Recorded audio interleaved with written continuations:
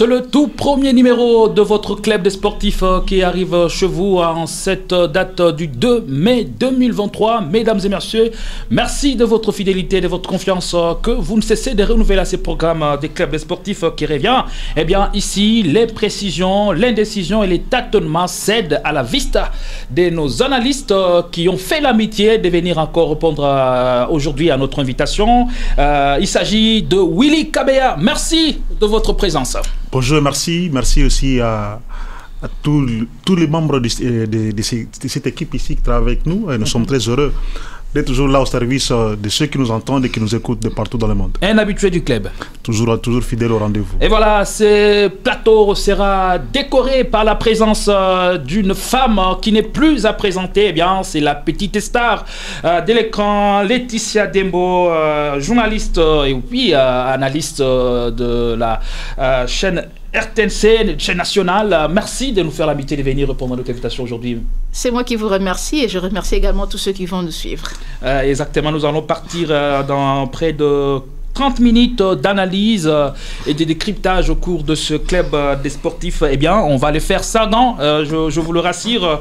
Et un premier sujet qui sera à la table ou encore sur la table de discussion, il s'agit de sport féminin, promotion et médiatisation du sport féminin en RDC. Quelles solutions et quelles doivent être les leviers? Eh bien, nous avons l'honneur de recevoir sur ce plateau, je l'ai dit tantôt, Laetitia Dembo, qui va nous parler de sa connaissance et surtout de son engagement en faveur de la promotion et de la valorisation du sport féminin en RDC.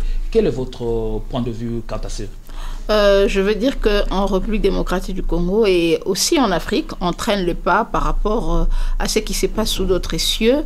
En 2018, les Nations Unies ont fait une étude, disons que 4% de médias seulement parlent de sport féminin.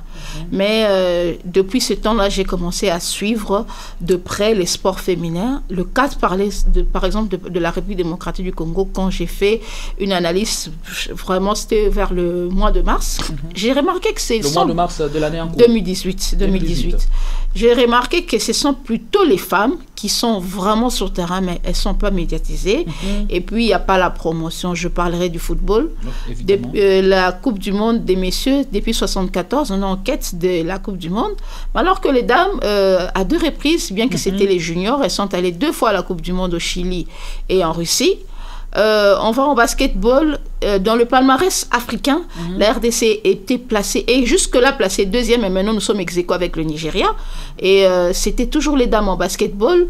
Vous regardez, nous sommes allés aux Jeux Olympiques, c'était la qualification, c'était une dame, c'était en taekwondo. Vous regardez en judo, mais finalement tu te diras, tu dis, tiens, ce sont les femmes qui ont plus de médailles, qui sont plus actives, mais pourquoi elles ne sont pas mises en exergue? C'est là la question que je me suis dit, non, je vais me pencher beaucoup plus du côté des femmes et essayer de voir. Et je vous parlais, par exemple, hier, j'étais au stade des Martyrs pour voir un peu sur les Jeux de la francophonie. J'ai vu des femmes qui se préparent sur l'athlétisme en e-sport. Et je me dis, nous, journalistes... Des bons traits de ce côté-là? Oui, nous sommes vraiment largement en retard, il faut le dire, mais bon, on fait avec. La manière dont ils sont en train de se préparer, tu sens que c'est... Cette préparation ne va pas aussi avoir de conséquences, des répercussions sur la prestation aussi des athlètes? Ça va avoir des répercussions, ça c'est sûr. Mais le problème, c'est pas elles. Elles s'y mettent et se préparent. Donc pratiquement toutes les disciplines, le judo se prépare, l'athlétisme et d'autres disciplines également. Mais comme on met beaucoup plus l'accent sur le football, c'est nous-mêmes qui avons fait qu'aujourd'hui, les gens ne regardent beaucoup plus au football qu'à d'autres disciplines, alors que le sport, ce n'est pas seulement le football. Vous voyez, c'est celle que j'ai vue là hier, c'était en handisport, des personnes invalides. Elles étaient là en train de se préparer et j'ai approché leur coach, qui est aussi une dame, une ancienne athlète. Elle m'a dit, non, on est sans moyens, mais ça fait quand même 2 mois. On a maintenant des techniciens femmes qui commencent à occuper des postes. Elles sont déjà là, elles sont déjà là. Je l'ai approchée, elle m'a dit, ça fait 2 mois, il faut avoir la volonté. 2 mois qu'elles sont en train de se préparer, mais sans moyens. C'est qu'elles aiment la chose, mais bon, elles ne sont pas seulement subventionnées, mais ça viendra. Mais c'est aussi un regret. Un regret, pourquoi? Parce qu'on va organiser les Jeux de la francophonie. Nous connaissons tous, nous sommes le grand pays surtout africains, de la francophonie, de notre superficie. Deuxième pays d'ailleurs coté au classement de la francophonie, mais on a pris du temps pour se préparer. Alors aujourd'hui, on ne se prépare plus à 2 mois, à 3 mois pour avoir des médailles. Si on traîne aussi le pas pour avoir les médailles, c'est aussi le sérieux que nous mettons dans notre préparation.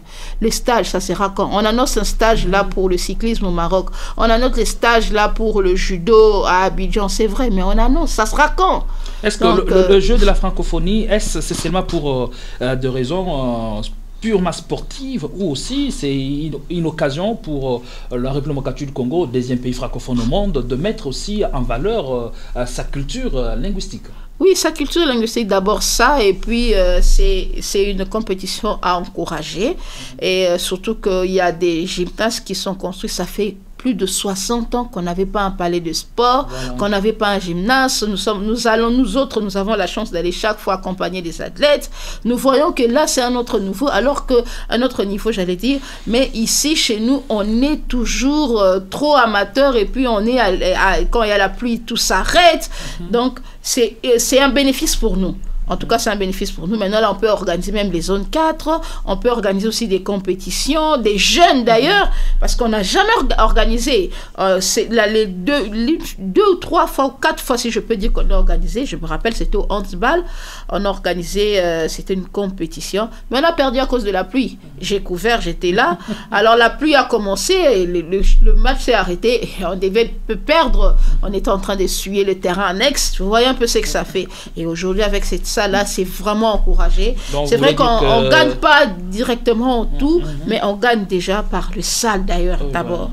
Donc, vous voulez dire ici que ces infrastructures seront importantissimes dans la mesure où ça va aussi permettre l'éclosion. Booster aussi la préparation de nos athlètes. Parce que d'autres, ailleurs, quand tu vas ailleurs, au Maroc, ils n'ont plus besoin d'aller au stage. Ils ont les infrastructures.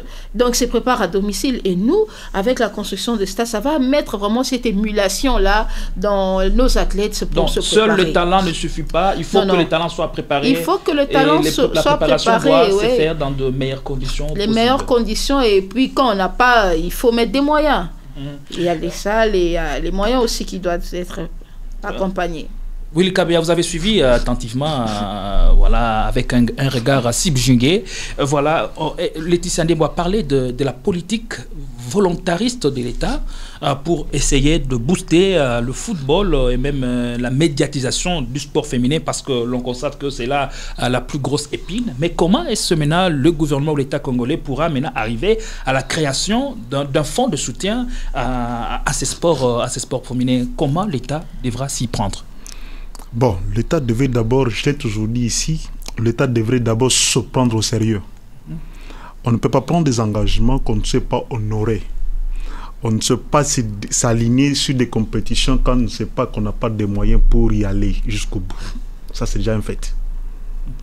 Deuxième fait, c'est que Laetitia a bien parlé de l'accompagnement des médias. Dans le sport féminin, je parle. Donc, il faut un moyen, il faut un fonds de soutien. Non, c'est aussi la diffusion de c'est aussi nous. Programmes. Nous avons tort de parler plus sport masculin que de sport féminin.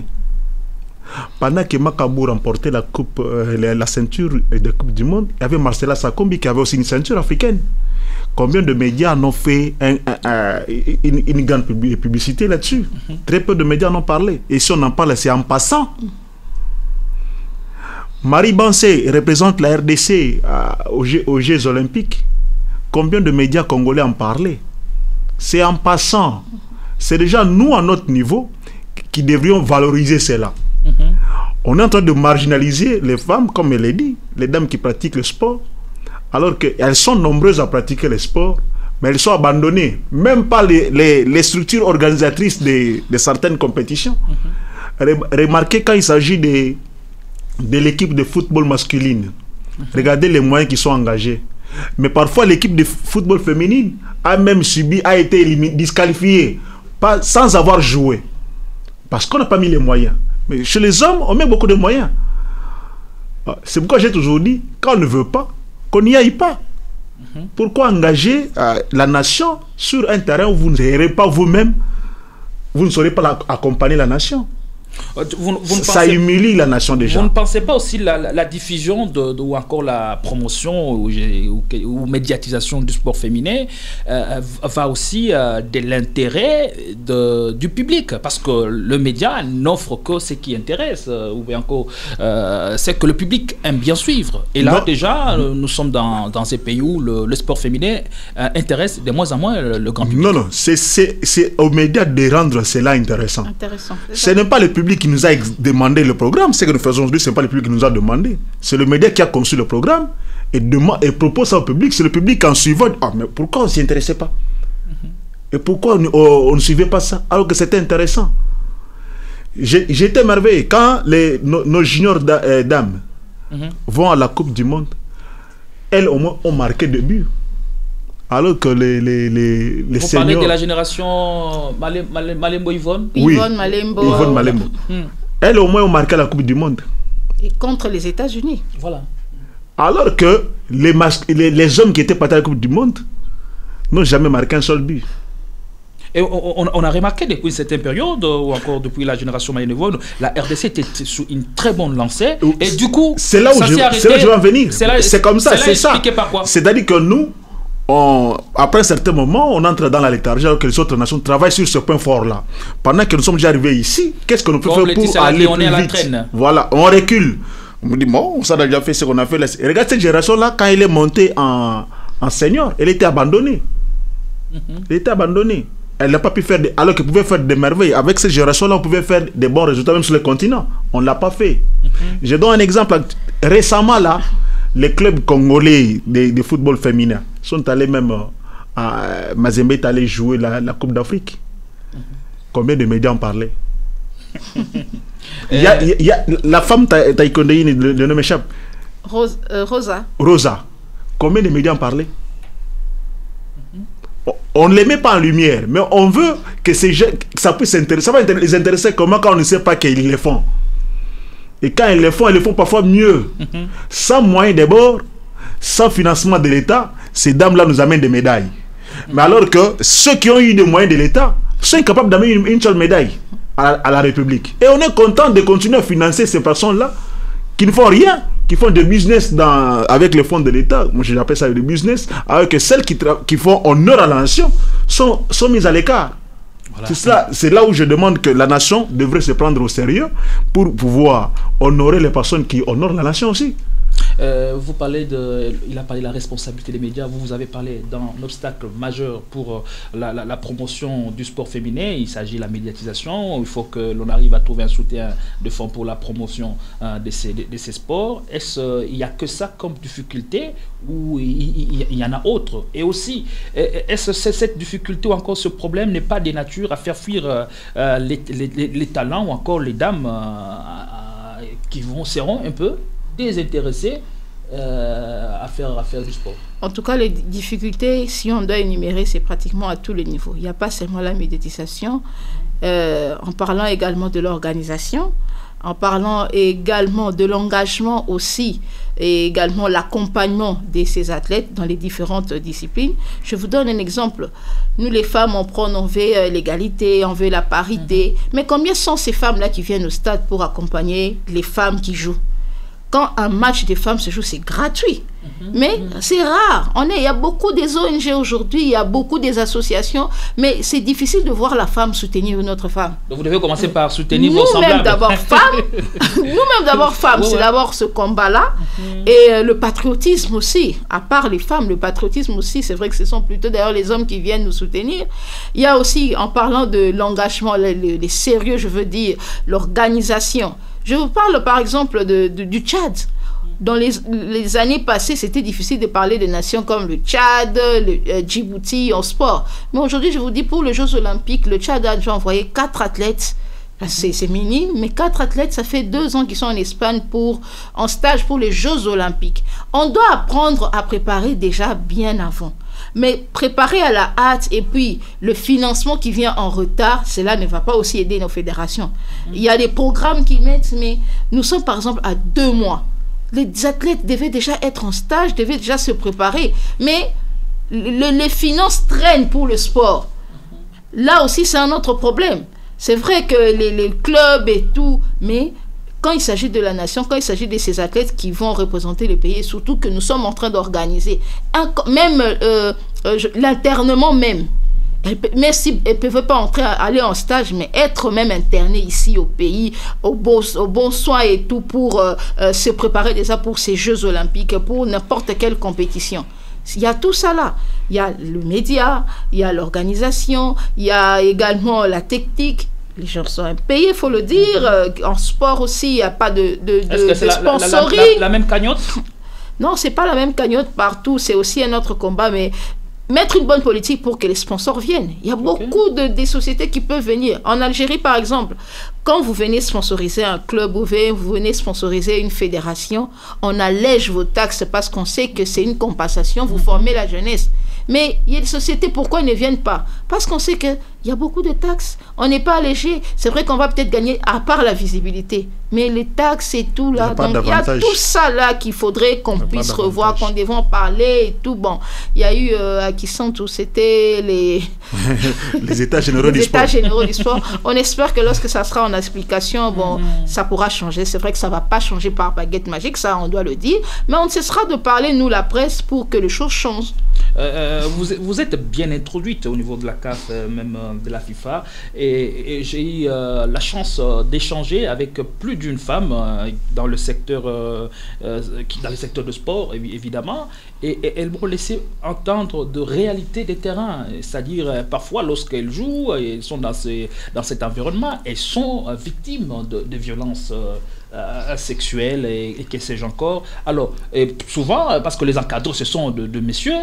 Comment la FECOFA ou encore la CAF précisément et la FIFA comptent punir ou encore punir ces genres d'indiscipline ou encore de comportement? Il faut dire que ces problèmes, c'est partout.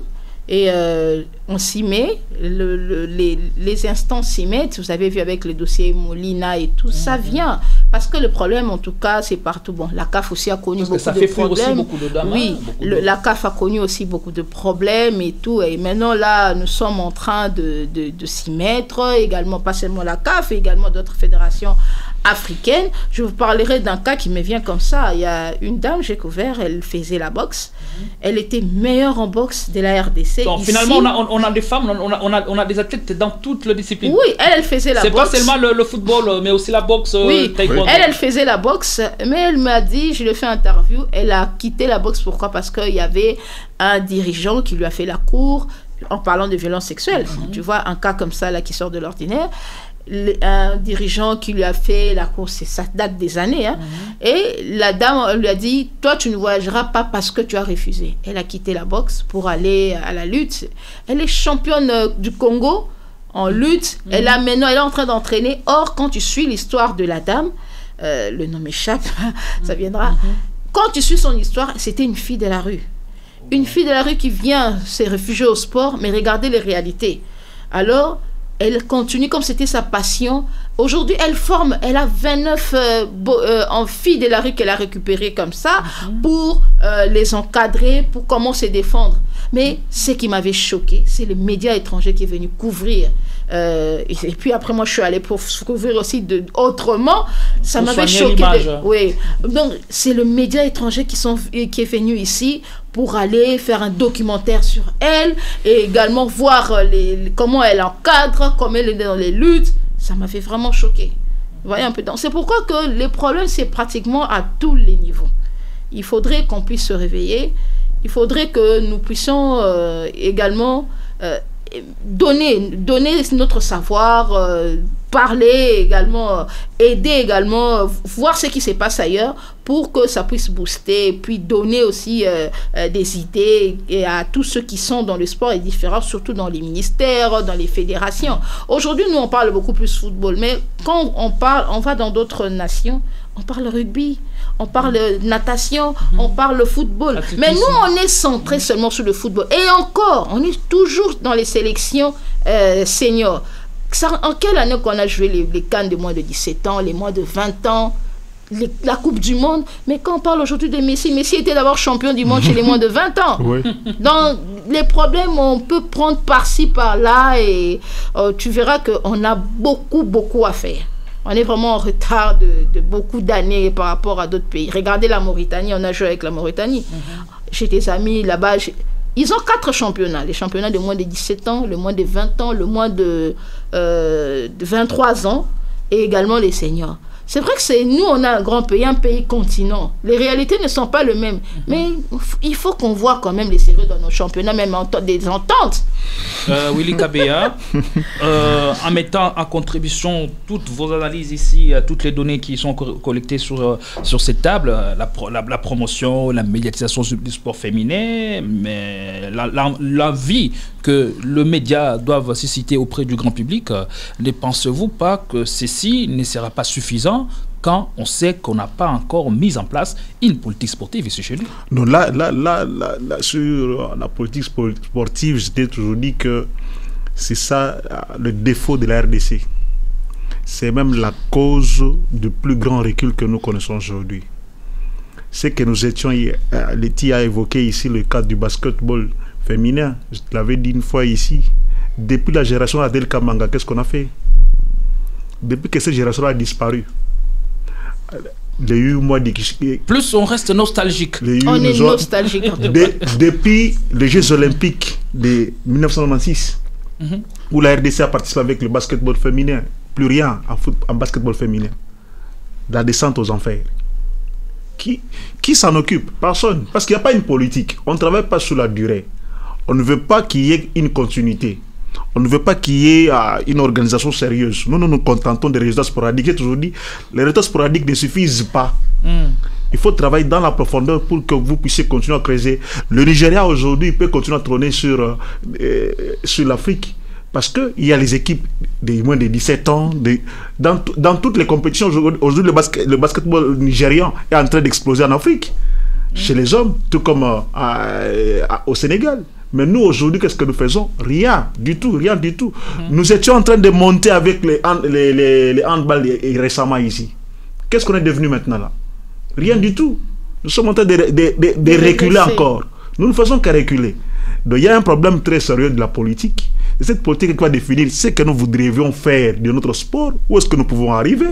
Donc il faudrait que les dirigeants sportifs à tous les niveaux, en commençant par le ministère, donc c'est un plaidoyer que vous êtes en train de faire en même temps. Justement.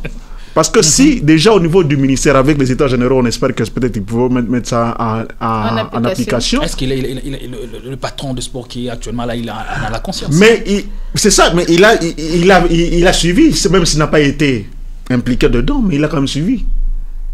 Il a les rapports. Il a trouvé ça sur la table de son prédécesseur. C'est à lui de voir s'il faut l'appliquer ou pas. Vous savez, quand la loi sportive a été adoptée une fois même promulguée par l'ancien chef de l'État, il y a des fédérations qui ont refusé. Non, il y a des choses à amender. Quels sont ces amendements-là? Il fallait utiliser, voir ce qui devait être amendé et continuer à appliquer même cette loi-là. On ne veut plus. Le problème, c'est au Congo, c'est d'abord les textes qui vont orienter ce que nous devons faire et que chacun de nous puisse mettre du sérieux dans l'organisation, que chaque fédération sache comment travailler pour faire rayonner le sport congolais.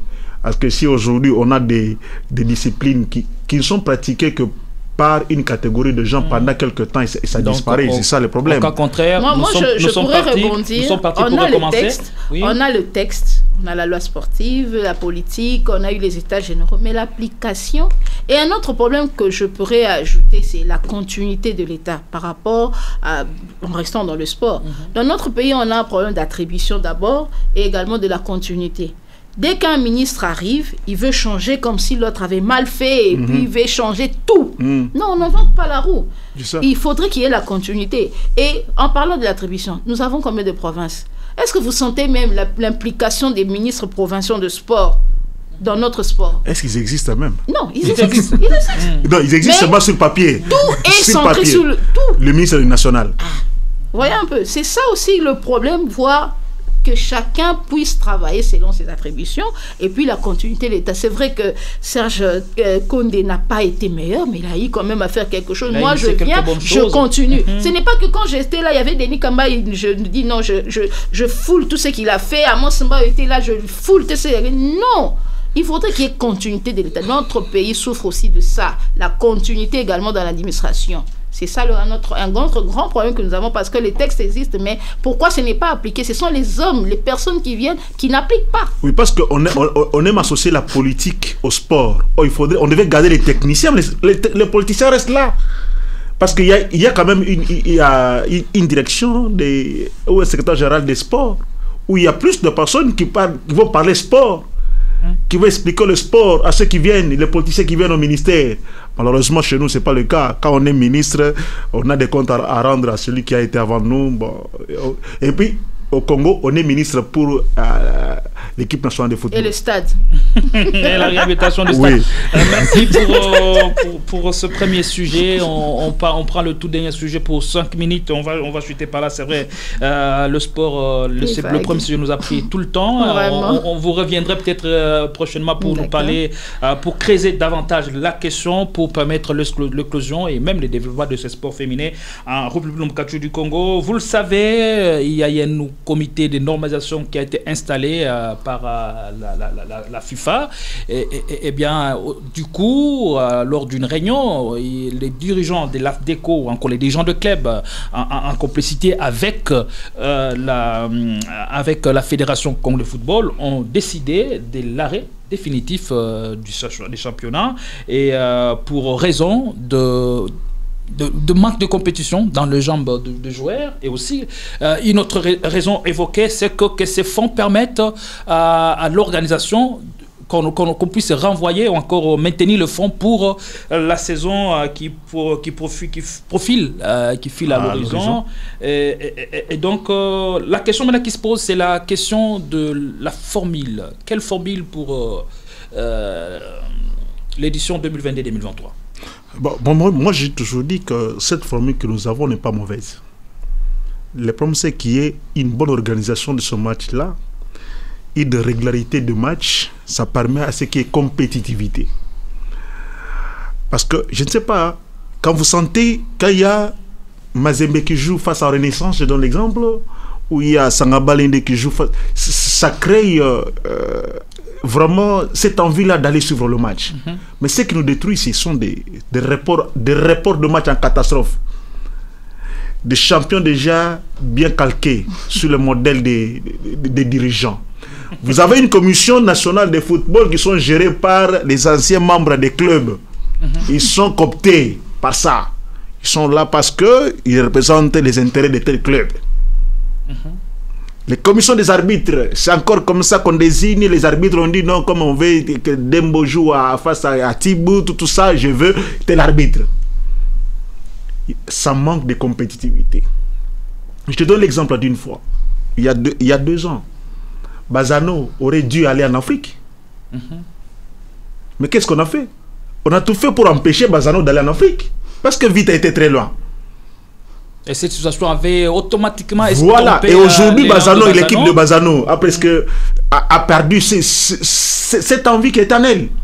Parce qu'il faut permettre à ces équipes-là de se mesurer aux grandes pour pouvoir... C'est-à-dire, en tête, on s'est dit, même quand on joue, même quand on... Et Malinango déjà, quand on fait ça, ils ont Vita, ils ont Mazembe, ils ont des SMP. C'est comme ça, c'est déjà connu. On a déjà des qualifiés comme ça d'office. Donc c'est déjà un risque, c'est déjà une partie de compétitivité que nous perdons. Vous avez également un match quand c'est Vita qui joue. Je donne l'exemple où Mazembe qui joue face à une équipe de base des secondes zones. Lorsqu'il perd, le bureau va intervenir. Non, tel joueur n'était pas qualifié. Cette histoire-là, ça doit quand même être organisé. Quand il y a, sous d'autres cieux, quand vous avez un match, vous devez jouer tel jour, on sait déjà les joueurs qui seront suspendus, on les publie. Est-ce que vous pensez aussi que les grands clubs sont aussi quelque part complices de cette organisation, de cette désorganisation à laquelle on constate? Ça leur profite. Parce que c'est souvent eux qui donnent encore mandat au même comité. Ce sont eux qui décident de l'arrêt ou de la poursuite du championnat. Ce sont ces grands clubs-là. Qu'est-ce que vous voulez? Si Mazembe dit qu'il ne joue pas, il ne va pas jouer. Il y a un match de Mazembe en championnat. Mazembe dit non, je n'ai pas préparé ma compétition africaine au Maroc. Je vais en stage en Zambie. Merci beaucoup. C'est pareil avec Vita, c'est pareil avec les autres. Ça, c'est toute une émission alors qu'on doit avoir. Je ne suis pas contre cette formule, c'est vrai, parce que quand même, on sent, en tout cas, ce choc-là entre des équipes d'autres provinces qui jouent. Mais je me dis, il faut être réaliste. Tant qu'on va rester avec cette formule, on aura toujours des reports. Réaliste, pourquoi? Parce qu'on n'a pas les moyens. On a combien de sociétés d'aviation? Ça saute au jeu. On a combien de sociétés d'aviation? Tant qu'on n'a pas, et également, regardez, les clubs là qui s'y mettent, qui font tout pour encadrer la jeunesse, qui font tout pour qu'il y ait quand même ces championnats. Il faut féliciter les clubs, entre guillemets d'abord, c'est mis une parenthèse, mais ces clubs-là vivent de quoi? Si aujourd'hui nos clubs ne sont pas... actifs, ne sont plus performants en Afrique. Pourquoi? Parce qu'ils ne vivent que de la vente des joueurs, pas sponsorisés, pas assez des stades. Nous avons, à part Mazembe, quels sont ces clubs qui ont des stades? Ces clubs-là vivent à travers une personne, un président. Dès que le président part, il quitte par exemple un poste là, automatiquement le club tombe. Vous avez vu Mazembe qui après est quand même tombé, on ne savait plus retrouver. Tu vois, tout ça là, c'est la politisation et tout. Pourtant, quand vous allez partout, je me rappelle, je suis allé en Tunisie, on ne connaissait pas la RDC, on me connaissait à travers Mazembe. Vous voyez un peu. Donc c'est un patrimoine et il faut savoir aussi, en parlant des clubs, revenons sur la formule, il faudrait être réaliste. Moi je me dis, il faudrait être réaliste. Moi je propose soit on revient, soit il y a les championnats au niveau de province et puis les deux ou bien les trois premiers jouent un semi-direct, ou bien par exemple jouer l'autre formule par zone centre, zone ouest. C'est vrai qu'on parle également de la politique à travers cette formule, mais il faut être réaliste. Si on a des reports, parce que combien de sociétés d'aviation nous avons? Non, mais sur ce point-là, Liti, je ne suis pas du tout... Moi, je pense que quand la Linafoot organisait cette formule, la raison, c'était quoi? On devait chercher des clubs viables. C'était ça. Ça c'est un fait. Donc, le fait que les clubs se soient engagés déjà, c'est là. Non, ça c'est un fait, mais les réalités que nous voyons. Mais justement. 2 saisons, 3 saisons, on a des reports, on ne termine pas parce qu'on a le même problème. Le problème de subvention des clubs, le problème des voyages. Nous sommes un pays sous-continent. Oui, vous avez raison. Mais là, moi, je dis que, vous savez... Tant qu'on n'a pas réglé ce problème, ça sera difficile. Non, je suis d'accord avec vous. Je vous serai un cas aussi. Moi, je donne des exemples comme ça. Regardez la saison où le championnat a failli s'arrêter avec l'opération Vita, l'opération 3 points. Quand vous vous souvenez de cette saison en 2019, si je ne m'abuse pas. Et quand Vita lance cette opération-là, Vita était en quelle position à la phase aller? Vita était à la traîne, opération 3 points. Et à la phase de retour, Vita se relance. Vous voyez, il y avait toutes les équipes. Ça a permis qu'on puisse avoir un champion qui a été vraiment à la hauteur du titre. Mais si on voit dans cette formule-là des zones, bon, c'est bien, parce qu'on n'a pas de moyens. Mais moi, je pense que le championnat, oui, mais regardez, si on va en zone aujourd'hui, quelle est la zone? Quelle est la zone où de revoir la formule qui domine sur les autres, la zone ouest en principe, où il y a plus de clubs qui sont Moi, je dirais engagés. par contre, rien ne sert de précipiter les choses. C'est vrai que c'est une bonne formule, mais je te donne un exemple. Tu vas au Gabon, en quittant Kinshasa pour aller au Gabon, tu as fait 45 minutes, mais quittant Kinshasa pour aller à Lubumbashi, tu as 2 heures de temps. Oui, c'est pour dire que prenons ça en compte. Prenons également, je me rappelle, on a fait un déplacement avec mon confrère Willy Kandé, que je salue, s'il va nous suivre. Il est resté à Mbushima, il devait nous rejoindre en Égypte parce qu'il n'y avait pas de vol. Reporter, on devait aller avec lui en Égypte, mais lui il est resté pendant 1 semaine en attendant parce qu'il n'avait pas de place. Oui, et c'est le même problème qu'on connaît. Mais maintenant, dis-moi, comment... Non, ces cas-là, comment on va s'en passer? Oui, les cas-là, il y en a, mais moi je crois que la plupart des matchs qui sont reportés ne sont même pas dus à cela. Je vous donne l'exemple. Le calendrier déjà de la Linafoot. Quand la Linafoot publie un calendrier, avant même que le match soit déjà joué, que le calendrier soit mis à la disposition des clubs, on vous dit que ça c'était un match remis. Dans le calendrier, déjà, on vous dit ça c'était un match remis. Match reporté. Déjà, le match n'est pas encore joué. On fait la programmation de matchs. Au Congo, il y a la programmation des matchs. C'est comme ça, on se réveille le matin, il y a quand on vous dit... tenant compte du calendrier CAF aussi, on vous dit, cette semaine, ce sont les équipes telles qui vont jouer. Là, c'est encore notre problème de rigueur. Voilà. C'est telle équipe qui ne va pas jouer. Oui, là, c'est encore notre problème de rigueur. Donc, c'est ça. Parce que si telle était la raison de déplacement pouvait se poser, mais il y a des équipes qui sont à Kinshasa, qui ne jouaient pas alors que les autres jouaient. On n'a pas connu d'issue, le champion n'a pas connu d'issue heureuse. Alors, cela aura quelle répercussion et incidence sur la performance de joueurs, surtout, que dis-je, des clubs représentant la RDC aux compétitions africaines de la CAF. Oui, les clubs devront maintenant s'y mettre parce qu'on vient d'avoir 4 clubs en phase de groupe, mais tous les 4 clubs, aucun club n'a accédé en quart de finale. C'est vraiment... Une grande première. Vraiment, ça doit nous interpeller. Alors, comment s'y mettre? On va aller il faut qu'on reprenne vite pour qu'il y ait vraiment aussi des matchs qui se jouent et qu'on soit... pour que le joueur soit actif lorsque la saison prochaine 2023-2024 sera posée et qu'on ait plus de matchs avant d'entamer les compétitions africaines interclubs. Et la CAF MENA devra, ou la FECOFA devra juger comment? On reprend le 4 meilleurs clubs classés selon les 4 meilleurs clubs, les 4 clubs mieux classés, voulais-je dire, ou on prend les anciens clubs, les anciens représentants. Les 4 mieux classés, on va les avoir sur base de quel principe? Parce que tous les clubs n'ont pas joué le même nombre de matchs. Alors, comment cela devra-t-il être décidé? Moi, je pense qu'ils doivent recourir à l'ancien classement. De l'année dernière? Automatiquement. Même si l'année dernière également, le championnat n'était pas fini, il faudrait rentrer à l'année où le championnat était réellement fini. Et envoyer ces équipes-là à la CAF. Et je crois que ça dépend aussi du bon sens de la CAF, parce que c'est la CAF qui devra demander à l'esprit qu'on n'a pas fini les championnats. Voici ce que vous devez faire. Est-ce que le club mieux classé vont l'entendre de cette oreille? Mais c'est un fait. Il y aura réunion aujourd'hui entre les parties. Certainement, on connaîtra la décision ce soir. Alors bon, c'est pas mal aussi de prendre les 4 là qui ont participé et continuer, parce que sur quelle base on va prendre d'autres, les meilleurs et tout, comme l'a dit Fabrice. Voilà. Merci. Un dernier mot. Merci, c'était un grand plaisir de vous avoir sur notre plateau. Oui, c'est moi qui vous remercie et également merci à tous ceux qui nous ont suivis. Merci également à Fabrice et à Willy Kabé. À Willy Kabé, j'allais dire. Alors, je pense que dans les prochains jours, on aura beaucoup de temps pour parler d'autres sujets, mais c'est qu'on doit toujours retenir, surtout nous, la presse, le sport, c'est pas seulement le football. Merci beaucoup. Et votre conseil est très très bien passé, et surtout lorsque ça vient d'une star de l'écran comme vous, eh bien on doit le prendre avec beaucoup de considération. Voilà, Willy Kabea, ça n'est fini. Merci de ta présence. Voilà, l'habitué du club. Toujours là, toujours fidèle. C'est vraiment un réel plaisir d'avoir échangé ce plateau avec Laetitia. Bon, je crois que c'est une première, pas une dernière avec elle.